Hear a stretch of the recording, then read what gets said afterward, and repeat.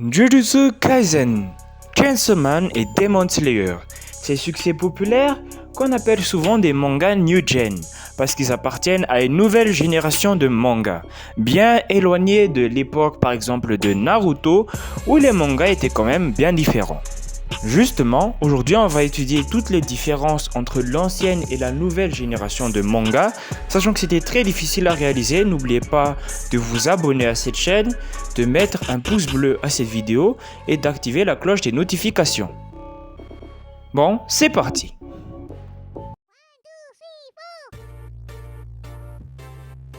Un gamin pleurnichard qui doit sauver sa petite copine et ses amis en remontant dans le temps.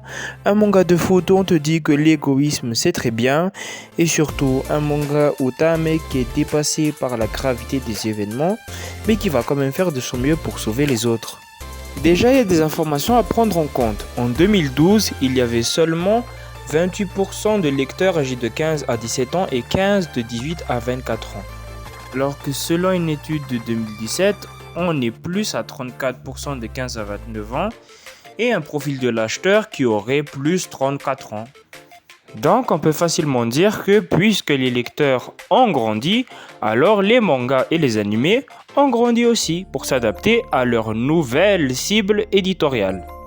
On se le dise, on a laissé tomber la formule Neketsu classique, avec vous savez le héros qui a un ensemble de valeurs, qui va s'entourer de personnages hauts en couleur qui répondent à des archétypes, qui ensemble vont entreprendre un périple aux proportions dantesques, puisqu'ils ont un objectif où ils visent les sommets, comme être le roi des pirates, être le Hokage, tout ça, être le plus fort du monde, et qui vont rencontrer des gens très méchants qui vont battre parce que c'est les gentils. Répondre à ces clichés, ça n'en fait pas des mauvais mangas ou quoi, c'est juste que ces clichés sont devenus un peu redondants, forcément les gens ont cherché de la nouveauté. Aujourd'hui, sincèrement, je trouve qu'on a des quêtes de héros qui sont très variées. Et ça fait du bien, ça apporte de la nouveauté. Parce que la quête de devenir le meilleur dans son domaine commençait légèrement à devenir systématique. J'aime beaucoup le fait que les auteurs n'hésitent pas à aborder des thématiques qui sont assez dures, mine de rien. C'est en partie la raison qui fait que les gens ont été intéressés par Chainsaw Man pour commencer. C'est parce que c'était un animé très sombre pour les standards du Jump. Même des mangas comme My Hero Academia qui pourtant semblaient avoir un peu repris cette formule du Neketsu, mais il l'a emmené dans une tournure assez sombre. Un héros qui était plein d'optimisme et qui au final finit par sombrer dans la folie meurtrière. Ça apporte des arcs scénaristiques très cool, des thématiques sur notre rapport entre le bien et le mal, comment quelqu'un peut vaciller du côté obscur. À la limite, le seul truc que je déplore un peu avec cette tendance, c'est que ça a amené son lot de fans edgy qui vont un peu jusqu'à idéaliser des personnages montrés comme des connards. Vous savez, ce mec qui a sa pépé Eren sur Twitter et qui va te dire que oui, non mais il avait raison de génocider toute l'humanité pour sauver son pays, Eren. Ou juste le fait que il y a des milliards d'édits sur justement cette période où Izuku il a un peu perdu la boule en montrant qu'il est trop badass, ça me fait un peu chier. Ça me fait un peu chier parce que souvent les Jiggy font ça, ils montrent qu'ils ont compris l'œuvre à l'envers. Izuku il est décrit comme giga dangereux pendant cette période du manga, donc je vois absolument pas pourquoi tant de gens fantasment un peu sur cette forme.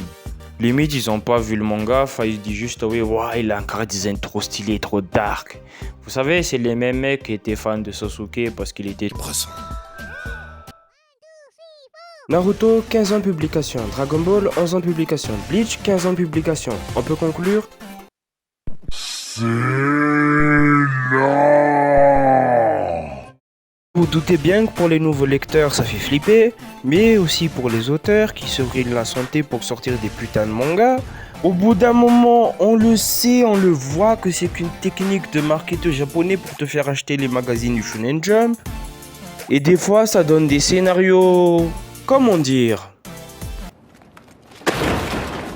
Donc t'as les mangas récents comme Tokyo Revenger, comme The Promised Neverland, comme Fire Force, ou alors comme Demon Slayer qui sont des mangas beaucoup plus courts, mais qui ont montré que non seulement c'était rentable, mais aussi c'était des mangas stylés. Et ça se ressent même sur les animés, parce qu'au lieu de traire la vache jusqu'à ce qu'elle soit épuisée en ajoutant des fillers partout pour pas rattraper le manga original, It's time to stop! On privilégie beaucoup plus les animés à 16 ans. Et franchement, c'est cool, parce que tu perds pas du temps avec des épisodes qui ne servent à rien. Et puis le fait d'avoir beaucoup plus de temps, ça permet de faire des animations qui sont vachement stylées. D'ailleurs, la plus grosse innovation de ces dernières années pour l'animation des animés est évidemment l'utilisation de CGI ou Computer Generated Image. Pour vachement résumer, c'est-à-dire tous les effets frames réalisés par ordinateur. C'est grâce à cette grosse innovation qu'on a des bangers comme Chainsaw Man, mais surtout la masterclass qu'a été Trigun Stampede. Ça permet une liberté de mise en scène qui est totale, une fluidité inédite. Ça permet également de rendre la scène tellement plus dynamique et spectaculaire. Ça permet de faire des effets, des jeux de couleurs qui sont très beaux. Et ça permet vraiment de rendre les animés hyper nerveux et stylés à regarder. On a vraiment atteint un autre level de spectaculaire. Pourtant, vous savez aussi bien que moi que c'était pas aussi bien parti que ça, puisque les gens avaient encore en travers de la gorge l'ignoble berserk. Mais je n'avais pas compris à l'époque que cette CGI est mauvaise parce qu'il y avait juste pas de pognon et que ça faisait cache-misère. Alors que des œuvres comme Beastars prouvaient déjà à l'époque que la CGI était un outil que, si bien utilisé, pouvait donner un rendu plus esthétique et gracieux. Je pense que je vais étonner personne en disant qu'avant, le genre le plus connu et le plus médiatisé dans le monde des animés et des mangas, c'était les neketsu. Et même si les neketsu ont toujours une certaine influence, on peut voir que d'autres genres gagnent enfin en popularité, comme les comédies. Mais ce qui marche généralement, c'est plus les comédies romantiques avec une meuf soit belle, soit bonne, évidemment. Il y a également les slice of life. Et pour moi, la popularité de ce genre vient surtout des films de Makoto Shinkai. Surtout Your Name qui a vraiment bluffé tout le monde. Mais on a ici beaucoup de drames en vrai. En termes d'anime, vous connaissez sûrement Erased qui a très marché au moment de sa sortie. Ou alors les masterclass que j'ai présentés comme Violet Evergarden. Outre le genre, on a aussi d'autres pays qui rentrent en scène dans l'industrie de l'anime et du manga. Par exemple, récemment, on a eu le cas de Lookism, un anime qui est sur Netflix et qui est justement adapté d'un webtoon du même nom, que je vous recommande d'ailleurs puisqu'en vrai c'est vachement sympa et intéressant comme œuvre. En exemple plus populaire, on a eu le cas de Tower of God, sorti en 2020, qui fut une extrêmement bonne surprise d'ailleurs. C'est des adaptations qui au final rapportent vraiment un vent de fraîcheur. Même des mangas français ont eu le droit à leur petit succès comme Radiant de Tony Valiente.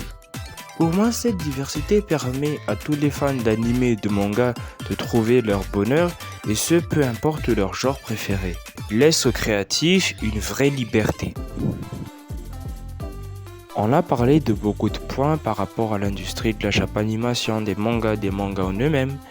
Et pour moi, si on devait vraiment tirer quelque chose de cette vidéo, c'est que les mangas et les animés ont fortement évolué ces dernières années. Les mangas et les animés ont leur public et prennent de plus en plus leurs histoires au sérieux. Ils testent des nouvelles choses même si c'est très risqué. Ou alors même toucher un nouveau public, un nouveau médium pour pouvoir justement transmettre cette passion au plus grand nombre.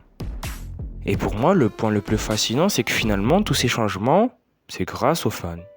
Des fans qui n'ont jamais arrêté de montrer justement la passion qu'ils avaient pour ce médium, qui ont fortement contribué à leur popularité et qui parfois par leurs plaintes permet un peu de changer l'industrie du manga.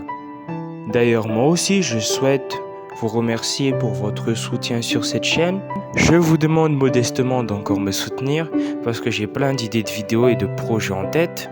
Merci de m'avoir écouté. N'hésitez pas à liker, vous abonner et activer la cloche. Sur ce, c'était Manga Judge. Ciao tout le monde.